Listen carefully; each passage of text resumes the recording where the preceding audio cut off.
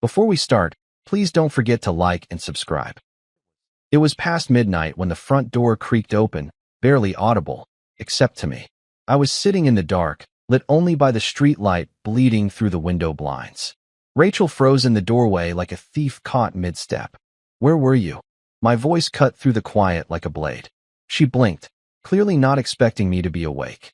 I told you I had dinner with Jen," she said, slipping off her coat too quickly. "We lost track of time, that's all." I stood up slowly. "Dinner with Jen? You told me she was out of town this week." She flinched. Not a big reaction. Barely noticeable. But enough. I saw it. She came back early," Rachel replied, brushing her hair behind her ear. "Surprised me too. So you didn't think to text? Call." I stepped forward. "You always text." "Always." She shrugged, avoiding my eyes. "My phone died. I didn't want you to worry." I just stared at her. "You expect me to believe that?" "Ethan, don't start," she said, her voice dipping low, the warning tone she always used when she wanted to shut things down before they got uncomfortable. "You're being paranoid again." I laughed, bitter and hollow. "Right? Because asking where my wife has been all night without notice is paranoia now?" She crossed her arms. "Why do you always do this? Twist everything? I didn't do anything wrong." "I don't know what you did," I replied, stepping even closer. "That's the point. You don't lie like this. You don't stammer unless there's something you're covering." Rachel's eyes darted toward the hallway, maybe hoping this would blow over, that I'd let it go like I had before. But I didn't. "I can smell cologne that isn't mine," I said quietly. Her jaw clenched. "You're imagining things." "Don't insult me, Rachel." There was a long silence. I could feel the distance stretching between us. Wider, colder, solidifying with every breath. She finally looked at me, her expression suddenly stone. "I'm not going to stand here and defend myself against something that isn't real. You want to believe the worst of me? Fine. But I'm not cheating on you." "And I'm not sure I believe you," I replied. Not angry, not loud, just final. Her mouth opened like she wanted to fight. But she didn't. Instead, she turned away, brushing past me. I stood in the living room long after she'd disappeared down the hall, the silence humming like electricity in the walls. I wasn't the type to jump to conclusions. I paid the bills on time. I cleaned the gutters, showed up to my job every day at the firehouse, and spent Sundays fixing things I didn't even care about, just to keep life running smoothly. But something had broken tonight. Not with noise, not with shouting. Just a quiet snap, right there, inside me. And I knew one thing as I stared at the closed bedroom door. I couldn't unfeel this. I couldn't unknow that something didn't fit anymore. And whatever came next, this was only the beginning. The morning light came in soft and gold through the blinds, catching the edge of the suitcase I'd pulled from the closet. I didn't rush. Every shirt I folded, every pair of socks rolled and tucked, felt like a decision made weeks ago. Behind me, the house was quiet, too quiet. Rachel hadn't gotten up yet. Or maybe she had, and just didn't know what to say. I zipped up the first bag and moved on to the second. "Ethan." Her voice came small from the doorway, barely more than a whisper. I didn't turn. "Can we talk?" she asked, stepping inside. Her feet were bare on the hardwood. She hadn't even bothered to put on a sweater over her sleep shirt. "Please. I think we passed talk last night," I said, folding a hoodie and laying it gently on top.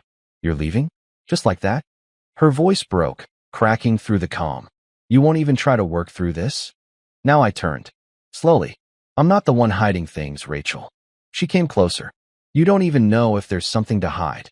I gave her a long look, quiet but firm. Exactly. Her eyes filled fast. I'd seen her cry before, once during her father's funeral, another time when her sister's baby was born with complications. But this wasn't like those. This was fear. This was desperation. She grabbed my arm. "Please don't do this. Please, Ethan, we can fix this. You're upset, and I get it, but walking out won't solve anything." I pulled my arm back, not harsh, but steady. "I'm not upset. Not anymore. I'm just done being confused. Done doubting what I feel every time you look me in the eye and still lie." Her tears spilled now. She sank onto the edge of the bed, pressing her palms against her face. "I didn't lie. I didn't cheat. I swear to you. You disappeared without telling me," I said, crouching to zip the final bag. "You came home wearing someone else's scent. You've been distant for months, Rachel. You think I didn't notice?" I told you. I went out with Jen, who was out of town. You forgot what lie you told. I cut in gently. She looked up, eyes red. So that's it. One bad night, and you throw everything away? One bad night. I repeated, quieter now. No. One night confirmed what I've been feeling for weeks. That I'm living next to someone I don't recognize anymore. Rachel stood, walked toward me with trembling hands. You can't leave me, Ethan. You're my husband. I picked up the suitcase. And you were my truth, I said. Until you weren't. That's when her strength cracked. She fell to her knees, hands gripping my pant leg like a lifeline. Please, don't do this. I love you. I knelt down slowly, placed one hand on hers, and spoke with more calm than I thought I had left in me. Then you should have fought for us before it came to this.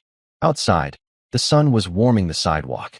I rolled the suitcase behind me, stepped into the car, and drove across town to a small apartment complex tucked behind an old bookstore and a laundromat.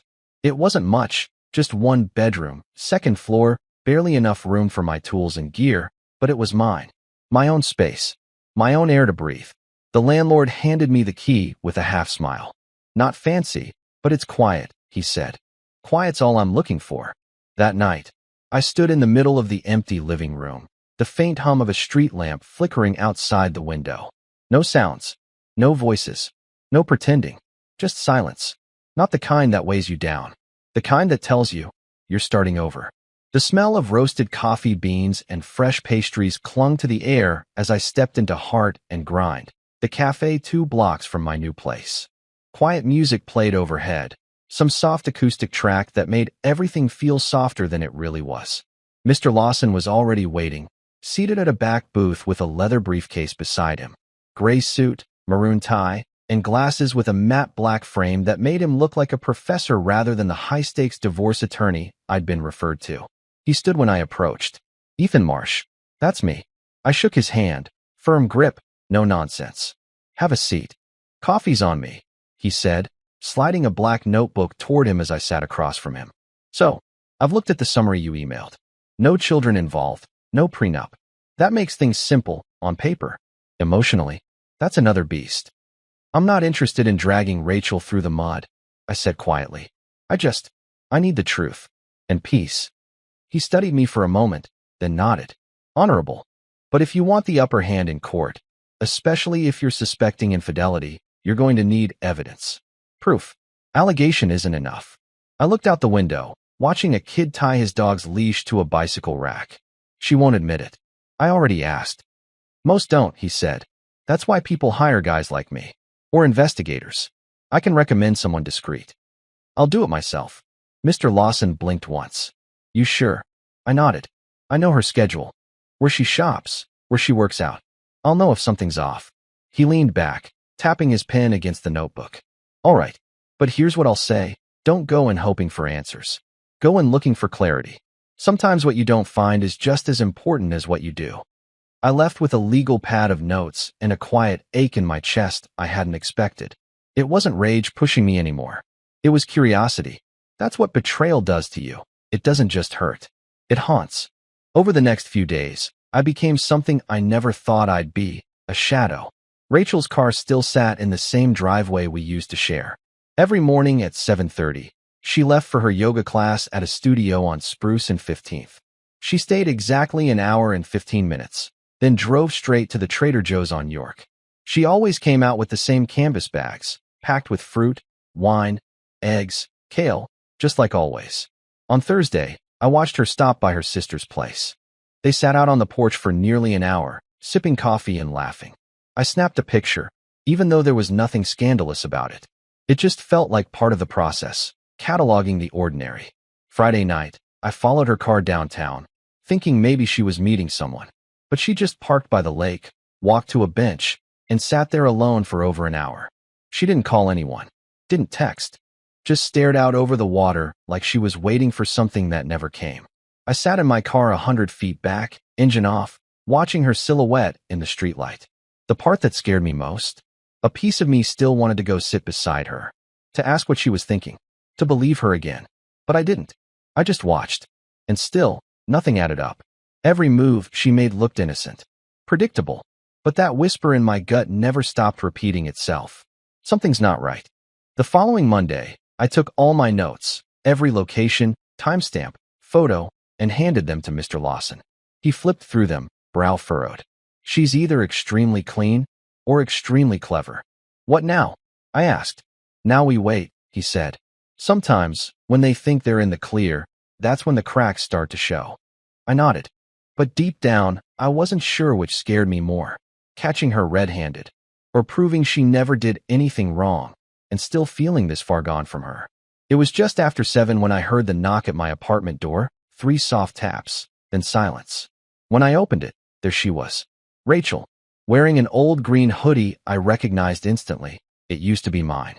Her eyes were puffy, makeup streaked from crying, and in her hands was a cardboard box, edges worn from time and probably second thoughts. Can I come in? She asked. I stepped aside without a word.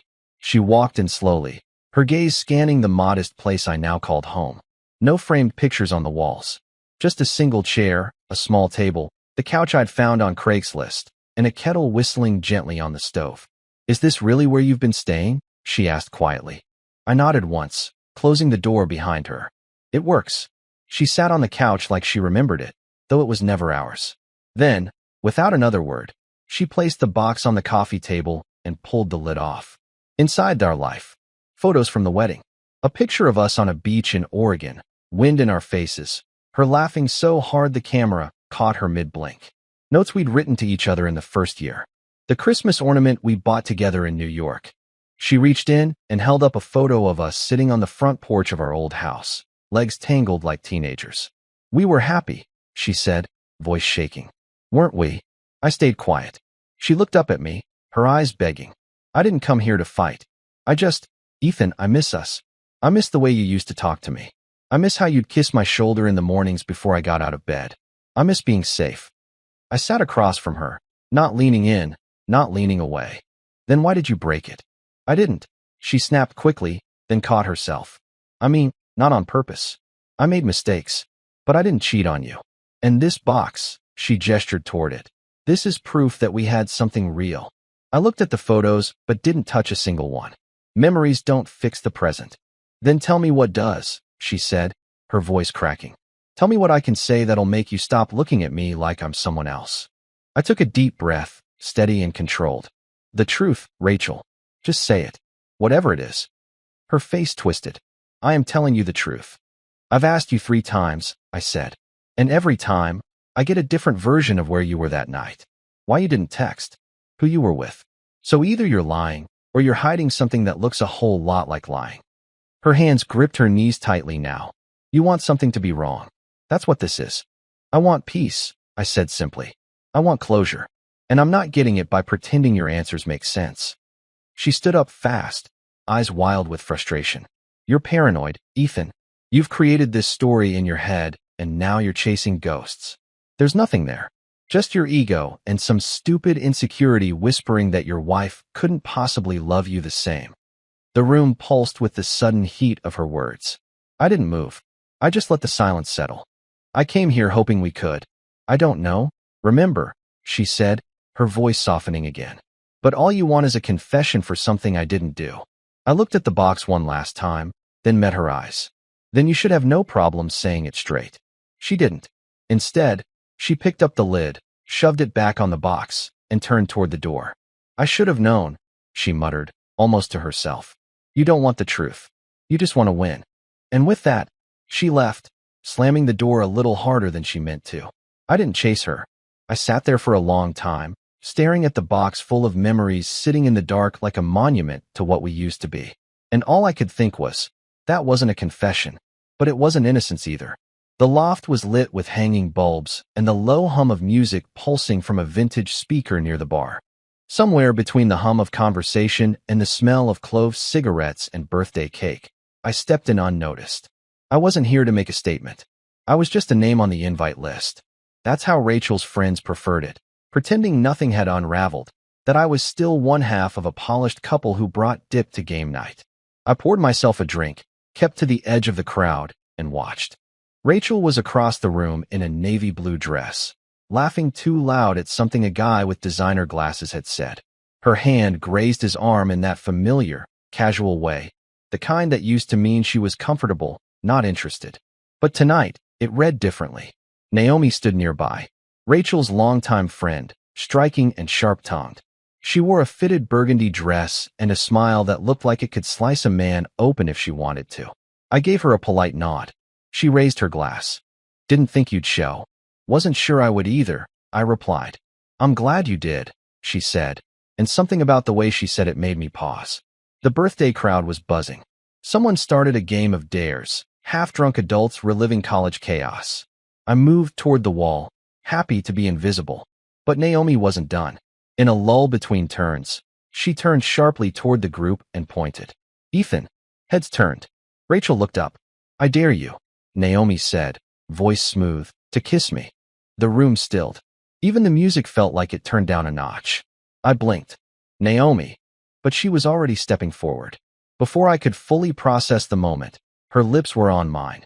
Confident, deliberate, and not pretending. Gasps erupted. A few laughed, unsure if this was a joke or a scene. When she pulled back, Rachel's voice cut the room like a whip. What the hell do you think you're doing?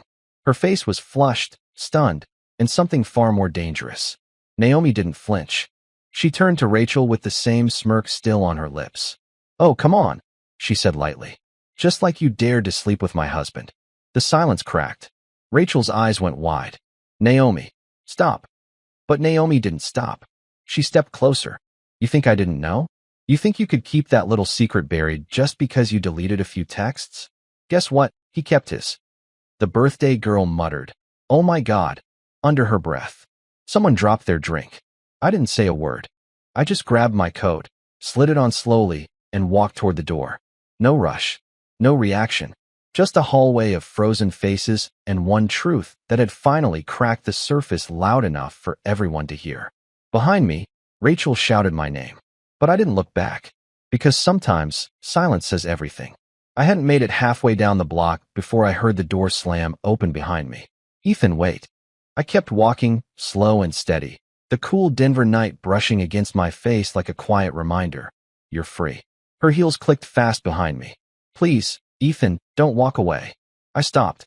Not out of sympathy. Just to let it end right here on my terms. Rachel caught up, slightly breathless. Don't listen to Naomi. She's bitter. She's always been jealous of us. I turned to face her. Us. She flinched like I'd slapped her. I mean, of what we had. Her eyes were wild, darting between mine, scanning for some soft corner to crawl back into. You kissed her, she said, right in front of everyone. What was that? That, I said evenly, was nothing. Her jaw clenched. Then why do it? I didn't, I replied. She did. And I didn't stop her because, truth is, none of it matters anymore. Rachel stared at me, eyes narrowing. You think you're above this now? That you're some wounded saint walking around in silence while the rest of us fight to feel something? I didn't respond. I didn't need to. You want the truth? She said, stepping closer. Fine. I made a mistake. A stupid, human mistake. But you, God, Ethan, you're so cold. You don't yell, you don't cry. You just watch. Like some statue waiting for everyone else to ruin themselves. She jabbed a finger toward my chest. You always wanted to be perfect. The calm one. The fixer. But you know what? That doesn't make you strong. That just makes you forgettable. I let that hang in the air. She was breathing hard now, red in the cheeks. You filed for divorce? I nodded. When? Last Tuesday. She blinked like the words hit harder than she expected. You didn't even tell me. I didn't need to, I said. You told me everything the moment you lied. Everything after that was just noise. Her lips curled. You smug, self-righteous. I took a step back. Don't. Her voice cracked again. You're really walking away? I already did. Rachel looked around, as if hoping someone would step in, press pause, rewind the moment. But no one came. Just the buzz of streetlights and the faint hum of music leaking from the loft upstairs. Her eyes filled, not with tears this time, but fury. You think you've won, don't you? No, I said. This wasn't a game. I turned again, my footsteps quiet against the concrete. Behind me, she stayed frozen. And I knew that would be the last time I'd hear her run after me. Not because she'd let go, but because she finally realized. I already had. The courthouse didn't feel like a battleground, more like a waiting room for endings. I sat alone at the front of the courtroom, one hand resting on the polished oak table, the other loosely gripping a pen I hadn't used once. Mr. Lawson leaned beside me, flipping through a binder of neatly labeled tabs, unbothered. To him, this was routine. To me, it felt like the final breath of something that had once been my life. Across the aisle, the chair reserved for Rachel sat empty. "She's not coming," Lawson said quietly, not even looking up. I gave a faint nod. We'd waited 15 minutes past the scheduled start time, just to be sure. But deep down, I already knew. Not because she told me, not because she warned me, because silence had become her favorite kind of punishment. And this was just another way to pretend like none of it mattered. Judge Bell strode in, thick glasses, sharp voice. "This is the matter of Marsh versus Marsh, dissolution of marriage. Petitioner present. Respondent absent." She adjusted her robe, then gave a firm glance my way. "Proceed." Mr. Lawson stood and moved through the facts like he was reading off a grocery list. "Your Honor, the respondent was notified of today's hearing 3 separate times. Certified mail, electronic delivery, and a voicemail confirmation left with a timestamp. No contact. No attempt to reschedule. My client is prepared to move forward." Judge Bell nodded. "Go on." Lawson handed over a folder.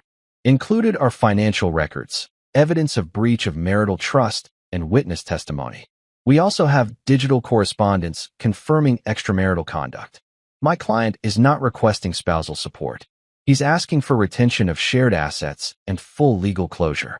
"Witness?" the judge asked. The back door of the courtroom opened quietly, and in walked Naomi, heels echoing down the aisle, hair tied back like she was ready for war. She took the stand without drama, swore in without hesitation, and looked directly at the judge. "My name is Naomi Ellis. Rachel Marsh was my best friend for 11 years. I found out, by accident, that she had been having an affair with my husband." She paused. No tears, no dramatics, just precision. I confronted him. He admitted to it, said it started in early spring. I recovered deleted messages from Rachel's old phone, photos, texts, even a calendar entry where they'd planned to accidentally run into each other while Ethan was out of town. She pulled out a folder and passed it to the clerk. Judge Bell flipped through it in silence. Her eyes scanned every page, every timestamp, every truth I hadn't managed to catch. "I understand this is emotional," the judge said calmly. "But is there any doubt in your mind that this affair occurred during the marriage?" "None," Naomi said. "She betrayed both of us." "Thank you." Naomi stepped down, walked past me slowly, and gave a small, steady nod. Not pity, not pride, just acknowledgement. Like, "You're not crazy. It happened. And you were right." The rest was fast. Legal language, asset breakdowns, summary decisions. In the absence of the respondent, Judge Bell said, the court grants the petitioner, Ethan Marsh, retention of the marital home, the vehicle registered under his name, and the shared savings account. The respondent forfeits her claim by failing to appear and by demonstrated misconduct. The gavel came down like a quiet, final heartbeat. "That's it." I asked Lawson as we walked out into the lobby. He nodded. "That's it. No last-minute speeches. No fireworks. No closing scene with the guilty party begging for another chance. Just an empty chair and a decision she didn't even bother to contest." Rachel's silence wasn't a surrender. It was defiance. And somehow, it hurt more than any lie she ever told. It had been 3 days since the hearing. 3 days since the gavel dropped, since the papers were stamped, since Rachel chose to disappear instead of face what she broke. I hadn't really moved much from my usual place on the apartment couch. Same black coffee, same playlist humming low through the speakers, same quiet, except now. It wasn't heavy anymore. I was sitting by the window that afternoon, watching the cars inch past on 14th Street, when I heard a knock, 3 sharp taps. Not rushed, not uncertain. I opened the door, and there she was. Naomi, hair pulled into a messy bun, no makeup this time, just a gray hoodie and jeans, and that same expression she wore on the stand, measured but honest. "Got a minute?" she asked. I stepped aside, letting her in. She walked in like she wasn't sure if this was a good idea, but she was doing it anyway. "Nice place," she said, glancing around. "You've got that minimal post-divorce chic going." I gave a small smirk. Goes well with unresolved trauma and bad sleep. She grinned a little, then got serious. "I wouldn't have come by unannounced, but I thought you should know something. I waited. Rachel, she said slowly, is seeing Marcus. It took me a second to place the name. Marcus, I repeated. As in, you're Marcus? Naomi nodded, like she still didn't believe it either. They've been seeing each other for weeks. I thought it was just rebound stupidity, but turns out they're a thing now. I sat down slowly on the arm of the chair, eyebrows raised. She cheated with your husband, then turned around and started dating him once it all blew up? Pretty much, she said. Like a twisted sequel no one asked for. I exhaled a short laugh. Wow. Naomi looked at me, something new flickering behind her eyes, part fury, part curiosity. There's a party next weekend. Our friend Cassie's engagement thing. They'll be there. I leaned back, arms folded. Let me guess, you want me to come. I want you to walk in with me, she corrected. Not out of revenge. I'm done with that. But sometimes it helps to let people see what they gave up. Her words landed gently, but they didn't feel like a setup. They felt like a choice. You're sure this isn't a trap? I asked, half joking. Naomi smiled, but there was something soft in it this time. If it were a trap, I'd have worn heels and brought tequila. I studied her. Naomi, the woman who just weeks ago was a stranger at a party, and now, the only person who understood the very specific kind of betrayal I was still unraveling. I nodded. All right, I'll go. She tilted her head. That easy? You're offering a chance to show up without saying a word. I like that kind of peace. We stood there for a second too long, the silence not awkward, just full. Then she stepped back toward the door. Saturday night. I'll pick you up. I raised an eyebrow. I'm capable of driving. Humor me, she said, her grin returning. You've been the calm one long enough. Let me be in charge of this one. She left with a quiet wave, and the second the door clicked shut, I looked around my empty apartment and realized it didn't feel as empty anymore. Not because of the furniture, but because someone had just walked in, looked at all the wreckage, and didn't flinch. The elevator doors slid open with a soft chime, and the sound of music, laughter, and clinking glasses spilled in. The rooftop was lit like a magazine spread, string lights hanging over polished concrete, glass railings framing the Denver skyline. It was the kind of place Rachel used to love. Glittering, curated, full of people who pretended better than they lived. I stepped out with Naomi beside me. She wore black. Not flashy, not loud. Just sleek and sharp, like closure stitched into fabric. Her arm slipped around mine without a word. I didn't need to ask if she was ready. We both were. Heads turned as we moved through the crowd. Not dramatically, but you know when people sense a shift in the air? That was us. I caught sight of Rachel near the bar. She was laughing, until she saw us. Her smile vanished like smoke in the wind. Beside her stood Marcus. His arm was resting on the bar, trying a little too hard to look relaxed. He straightened when he spotted Naomi, and then his eyes landed on me. That was the first crack. Naomi didn't stop. She led us right into the center of it all, through their line of sight, her hand still resting lightly on my forearm, like we weren't walking into the middle of a long-buried landmine. Rachel took a sharp step forward, heels clicking. Seriously? Naomi turned casually, her smile polite. Oh, hey, Ratch. Fancy seeing you. Rachel's eyes darted between us, jaw tight. What is this supposed to be? I tilted my head calm. It's an engagement party. We were invited. Her voice dropped. You're here together? Naomi blinked slowly. Is that a problem? Before Rachel could fire back, Marcus shifted beside her. Maybe this isn't the time, she spun on him. Don't talk. You don't get to talk right now. Rachel, he muttered, eyes flicking toward the surrounding guests. Not here.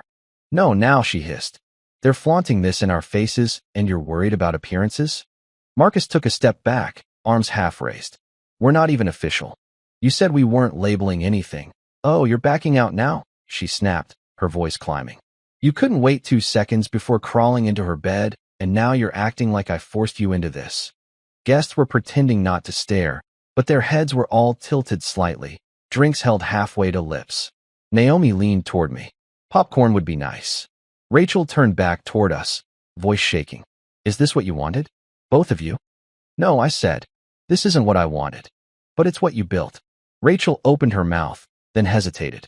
For a split second, the anger drained, and underneath it was something worse. Embarrassment. She turned toward Marcus. Say something. But Marcus had already stepped away, muttering, I'm not doing this. And just like that, he disappeared into the crowd, leaving her alone. Rachel stood there, exposed, furious, humiliated. And for the first time since this whole thing began, she had no one to play to. No defense to throw up. No audience that didn't already know the story. Naomi touched my arm lightly. Let's go. I gave Rachel one last look. Not smug. Not cold. Just finished. Then I followed Naomi toward the far edge of the rooftop, away from the lights and the noise. The city looked wide and quiet from up here.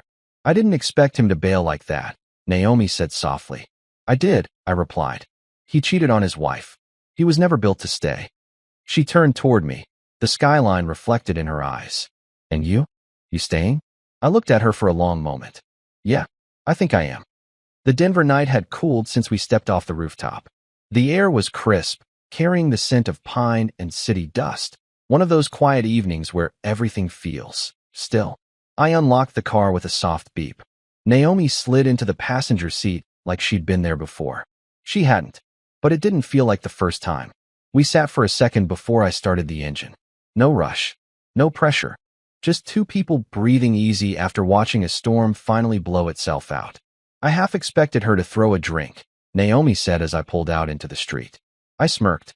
She would have, if it wouldn't stain the dress she rented. That made her laugh, and not the polite kind. The real kind. The kind that says, I needed that. I have to admit, she said, brushing hair out of her face. There was a small, petty part of me that hoped she'd chase after Marcus and fall down in the process. I glanced over. And yet you kept your heels on the whole time. Impressive. She nudged my arm. You're not bad at this. At what? Talking. Laughing. Making it not feel like we just walked out of a courtroom-level awkward situation. I shrugged lightly. We've had worse. She leaned her head back against the seat, looking out at the passing lights. You ever think we'd end up here? In my car. In this weird, in-between chapter, she said. Not married. Not broken. Just finding what's left. I didn't answer right away. I was thinking too much. I thought I'd be angry longer. I finally said. Thought I'd want to burn it all down. And now? She asked, watching me carefully. Now. I paused, then smiled. I'm just glad it's over. Whatever it was. She nodded like she understood. Because she did. After a few blocks, she turned to me again, a little lighter now. So, can I ask something a little less poetic? Sure. You doing anything tomorrow night? I glanced over, raising an eyebrow. Why?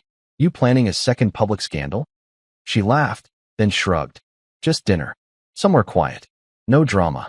No rooftop revelations. Sounds suspiciously healthy, I said. Don't get used to it. We pulled up in front of her place. A modest walk-up, porch light flickering above the door like a sleepy lighthouse. She unbuckled her seatbelt, but didn't open the door right away. You'd like the place, she said. Got this weird little sunroom I turned into a reading nook. Feels like a treehouse when it rains. Sounds like the kind of place where people start over. Her eyes lingered on mine. You'd know something about that. I gave a small smile.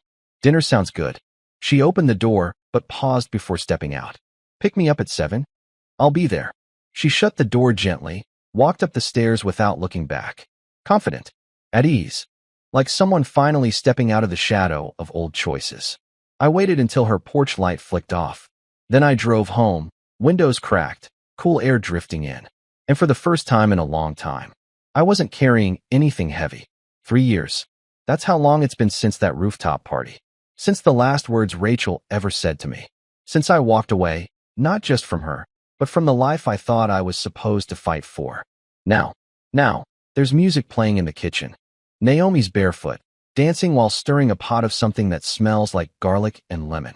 The record player skips every now and then, but she likes it that way. Says it makes the house feel alive. I'm sitting on the edge of the couch, tying up a loose hinge on the cabinet drawer she broke last week, trying to open it with her elbow. She claims it was a creative choice. This house isn't big. It's nothing flashy. 2 bedrooms, one of which we turned into a studio full of paintbrushes and unread books. The backyard's a mess of wildflowers and weeds we pretend are intentional.